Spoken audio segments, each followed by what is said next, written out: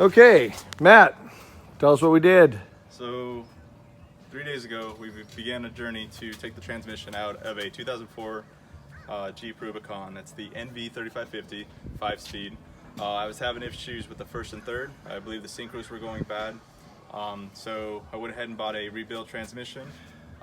So first things first, we disconnected the battery, and then we just went to town. So took out the battery, took off the starter, took off the front and rear drive lines. Then we took off all the bolts, the 6 bolts that are holding the transmission to the engine. Nope. The full bolt. Linkage. Linkage? Oh yeah, and the linkage. Whole shit ton of linkages Yeah. and wires and disconnecting shit. And then from there, we were able to separate the. Once all that was taken care of, we were able to. Had to pull the center console apart and pull the shifter. Yep. Sorry. Thank you. and then once all that was taken care of, we were able to slowly lower the transmission and transfer case down together. And then that was into night 1. Day 2, we separated the transmission from the transfer case, drained the fluid out of the transfer case since it was out, put fresh in, and then we mounted. Then we put the new transmission in. So Matt, would you do? So we took out the transmission and transfer case as one unit, and we put it back in transmission first, then transfer case. Any comments on how would you do it that same way again? I think it came out okay with the transmission and transfer case. However, putting all the extra little stuff in, the wires and the clamps, and then the bolts for the transmission, I found it easier just having the transmission in first and then put the... Especially getting that transmission lined up and pushed in up to the engine. Correct. I mean, because it's just a lot. You're manually just bench pressing it at that point. Right. It was a lot lighter, a lot easier to maneuver. And then once that was in place, we were able to secure a couple bolts on there, and then just got that anchored in, put the jack back up underneath there, and went to town. Yeah. I mean, we sort of bench pressed the transfer case back in. We tried lifting it with a jack, and it semi-worked. You see that in the video, but if you got 2 people, it's almost just as easy to just kind of hold it. Yeah, just manhandle it in there, especially around that big Rubicon Express skid plate. So what else did we find wrong when we were in there?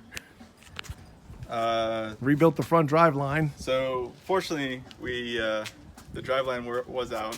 It was probably only a matter of hundreds of miles before that front drive shaft took a shit. Yeah, that one cap on that one bearing was just gone. On that one U-joint was just shot. Gone.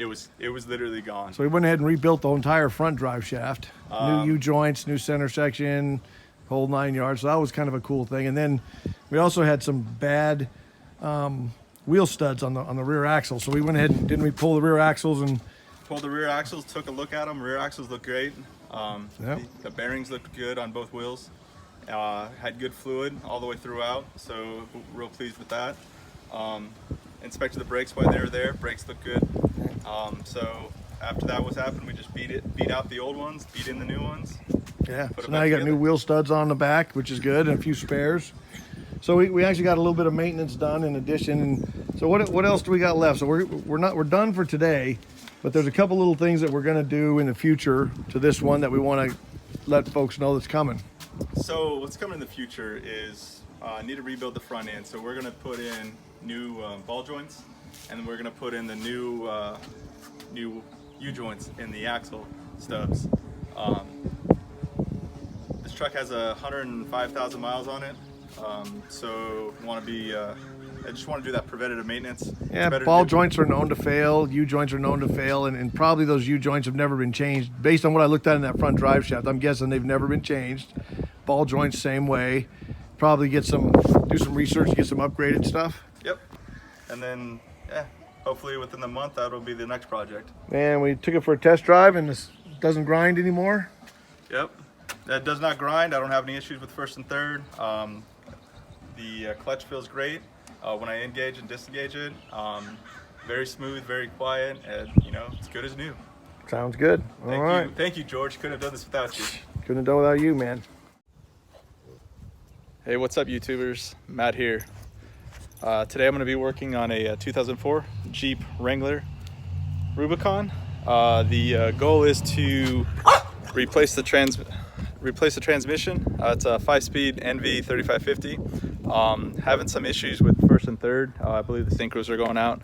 So I've got a spare transmission that I picked up. And I'm gonna go ahead and replace it with that and see if I can get this thing back together, hopefully by the weekend. So I got part of the Jeep jacked up. Fortunately, I got these really nice tall jack stands. It's gonna help give me a little bit more room up underneath the Jeep while I'm working on it. So again, just trying to document, showing you what I'm doing, showing you what works for me. Hopefully it works for you. Cheers. First things first, to remove the center console, you'll need a 10mm, I'm using a nut driver. All you have to do is take off the front half of this. There's another 10mm bolt inside the boot. All right, center console has been removed. Again, recommend, this was supposed to remain in third. I believe it's in neutral now. I pulled the transfer case into the 4-low position to make it easier to remove that center console. But now I have access to this. All right, and I'm gonna go ahead and see if I can get this removed. So there's four bolts that hold this boot on. Here, and here. 2 up front, 2 in the rear. They're 9/32, super easy to get to. Just went ahead and put those to the side. And then George dropped the skid plate on his head. Bam! Oh shit! And there's 4 bolts inside here to remove the gear shifter. So 2 in the front, 2 in the rear. So 2 towards the front of the truck, 2 towards the back of the truck. And then if you didn't hear, Hey buddy, I got something for you. the George is right under here.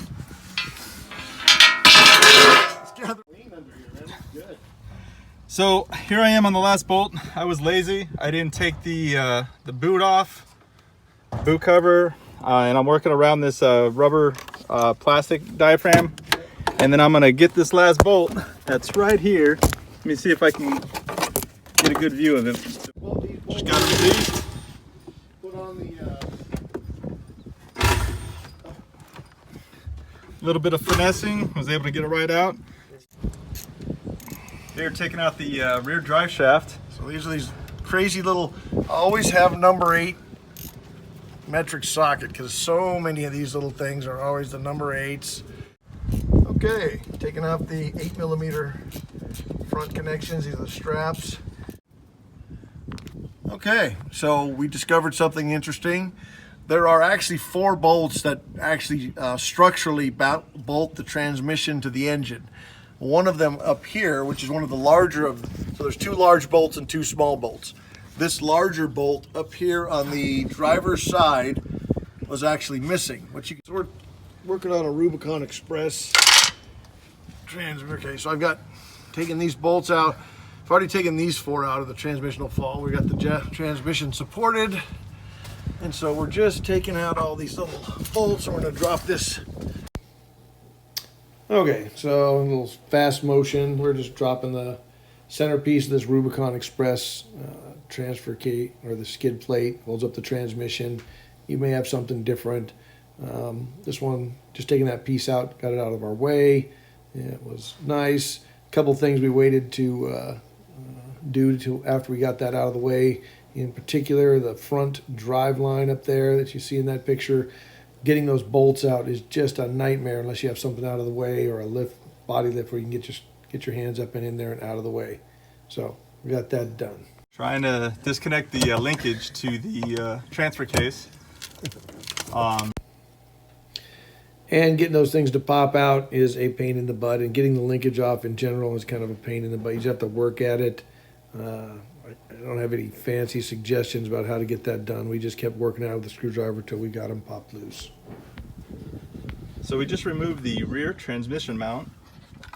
This hanger piece is actually connected right here next to the cat from the exhaust.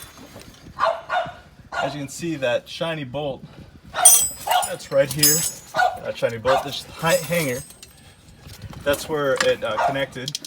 Removed 4 bolts here, which were, George, help me out, 15? Those were 15s. So there were 4 15s. Oh, they might have been 5/8. Hold on, I used a 5/8 to get those out. Sorry. 5/8 to remove them. Yeah, that's good. So on mine it was 4 5/8 bolts, and just jacked up the transmission just a little bit to release some of the tension. Was able to slide that motor mount out.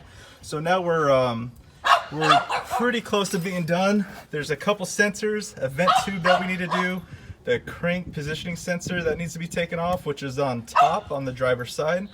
I believe there's 2 12 millimeter bolts that are holding it. And then there are three bolts that hold on this metal plate. And if you don't remove them, you're not going to be able to release the transmission. There's one that's found right here. And then there's another one, hopefully you can see this, that bolt that's right there. And there's going to be another one on the driver's side. So this is looking at the passenger side. To the right of this video is the front of is the engine. I can see the one over here. And so again, that's a 13 millimeter. So you need to pull that and get that removed. And then there's a total of 3 of them. And that'll help get you one step closer to removing the transmission. And so right here, you see the positioning sensor. It's for me, it's an 11 millimeter. Again, this is on top of the transmission on the driver's side. So I'm going to go ahead and remove these 2 bolts so I can get this sensor up out of the way. So all the 6 bolts have been removed. The 3 bolts on that flat metal plate have been removed. All the sensors have been removed. Starter, both drive shafts, and the slave cylinder. So now we need to try to separate the transmission from the engine block. And just like that, with the art of photography, and didn't have a tripod, so you can't see us removing it, but the transmission has been removed. All right, YouTube, it's day 2, working on the 2004 Jeep Rubicon. Successfully removed the transmission and transfer case together last night. It took about 2.5–3 hours. Today is May 8th at about 11:30. So the goals for today: separate the transfer case from the transmission, and then get that transmission mocked up, put it onto here, and then put it up underneath this Jeep. Okay, well, transmission is ready to go in. If you had changed the clutch, you would also have already aligned the clutch and bolted it, but the clutch in this one looked great. It was already pretty new. So we're just going to jack it up and put a new transmission in. Okay, having a transmission jack is handy. Jack it up in there, get it centered. Nice to have someone guiding it in and someone on the end. You'll see that's kind of what we do. Well, it wasn't that big a deal. The transmission is not that heavy. We had it tied to the jack to secure it. We got it pushed up and in there. Matt untied it, flipped around, got around and helped us go ahead and push it on up and in, and went fairly easily. All right, so as you can see, we got the transmission back in place. We've got a couple bolts that are holding this in. We got this stabilized by the transmission jack. So the goal right now is to fasten the rest of the bolts. There's 2 bolts for the lower, one here. Let me see if I can get this focused on that. One here, and one right there. I'm gonna try to get those done. And then the 2 on top, which you'll have to bear with me. I'll get my phone out and see if I can get a better angle for where that's at. Then I'm going to connect the starter, run the wire loom up on top, and then the transfer case linkage and the slave cylinder. Remember these 3 little guys? There's one on the bottom, and then 2 on the top, one on the passenger side and one on the driver's side. All right, so I'm gonna attempt to put this CPS back in place right up here. There's 2 11mm bolts to place this up on, and yeah, should only take a minute. So I was able to get that sensor in, place those two bolts through. I recommend that you save this for last, the install for your slave cylinder, because there's still 2 more bolts that you need to get up on top that hold the transmission to the engine block. Top 2 bolts are those specialized Torx bit. You need that E12 to get it installed. So we're on the top 2 bolts with those specialized Torx bits. We're on the passenger side. To the left is towards the rear of the truck, to the right is towards the front of the truck where the engine is. And these are the 2 bolts. So again, these are the 2 bolts up on top, right there. And you can still see this one is attached slowly. So right here's the transmission mount. Recommended that if you can, remove this one and then go ahead and install another one. So right now I'm gonna loosen up all these 4 bolts. I believe it's 15mm. Then apply this new one, get it up under the Jeep, and try to get one step closer to get this transmission done tonight. So here I am at the inside the cab. Gonna go ahead and install this shifter now. Again, a little bit of finesse, bringing the gear shifter in. Let it seat down on top of the transmission. There's 4 bolts. You can see 2 there, or actually you can see 3 there. Obviously the other one is going to be up and to the right on the front passenger, I guess you would say. I'm going to tighten these down and tighten this boot down. And then run through the first couple gears, make sure everything seems to be working all right, and then if it does, we'll attach the transfer case. So here we are, day 3. Goals for today: get the transfer case in, mount it to the transmission, get all the linkage together, put all the little electrical connections together, and then get the drive lines and skid plates back on. We should be good to go. Already have this in place. Oil's been topped off. Has not been tightened down yet. Have a couple things that I need to do. Just got done running the vent tube. Vent tube went all the way up to the top of the firewall. Probably not gonna be able to see it right here. Top of the firewall, just to get it up out of the way. And then again, one step closer. So here I am, gonna connect these linkage for the transfer case. I had the bracket in before, and I realized that these weren't aligned properly. So do yourself a favor and put these in this type of orientation, and then get the bracket in place. It'll make things so much easier, and you won't have to repeat the steps twice like I just did.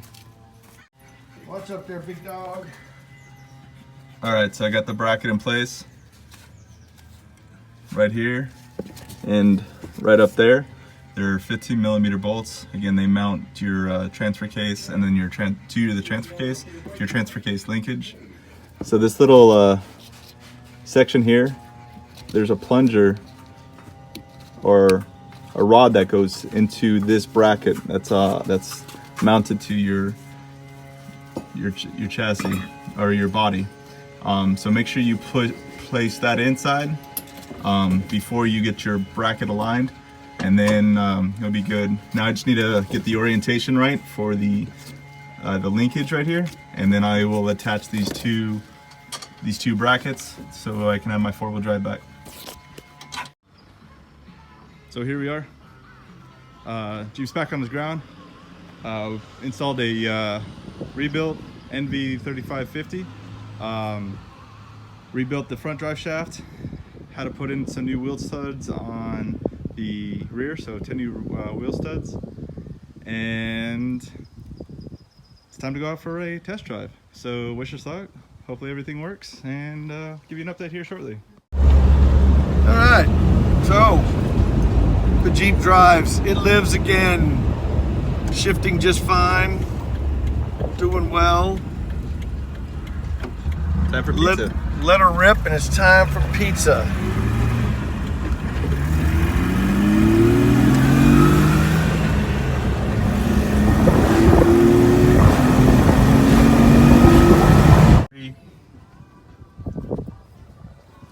Go?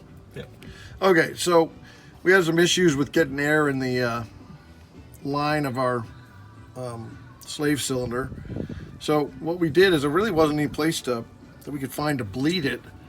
So we just real slowly filled it with fluid and pumped it in and out like this. And you can do it with your hand. And we watched all the bubbles kind of pump their way out. And we had to do it a couple of times, but this is probably the most effective way. You have to let the bubbles kind of get to the top, and then if you can push it in like this and work it through there, you'll pump all that air out of the system. Just kind of I've never seen it work like that before, but it seemed to work for us. Okay, so all went well. Jeep's running good. Hope this is helpful. We had Dad watching over us and giving us advice, so we know it went well. And Matt's happy to have his Jeep ready, and we're about ready to hit some trails again. Thanks much.